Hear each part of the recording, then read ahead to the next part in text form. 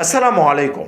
عبر الفرنسي ثيو هرنانديز ظهير أيسر فريق الهلال لكرة القدم عن سعادته بالفوز على الاتحاد القطري الثلاثاء ضمن أولى جولات مجموعة الغرب في دوري أبطال آسيا للنخبة، مشيرا إلى تقديم الأزرق مباراة جيدة استحق إنهاءها بنتيجة أكبر من 2-1.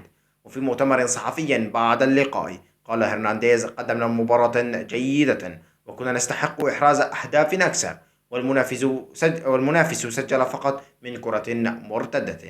وأضاف: لدينا عناصر ممتازة والمدرب يعمل معنا بصورة جيدة للوصول إلى الأفضل. وعن انتقاله من أوروبا للعب في الهلال أوضح: عندما طلبني إنزاجي كان لدي شك في تغيير الفريق والثقافة، ولكن بعد أن وصلت سعدت بما شاهدته، فالناس هنا تعشق وتحب كرة القدم.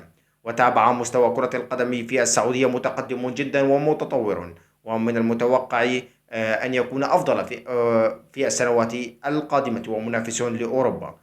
وفي الخارج يعتقدون بأن اللعب هنا سهل، لكنه ليس كذلك. وفاز الفرنسي بجائزة أفضل لاعب في المباراة بعدما سجل هدف الانتصار للفريق العاصمي.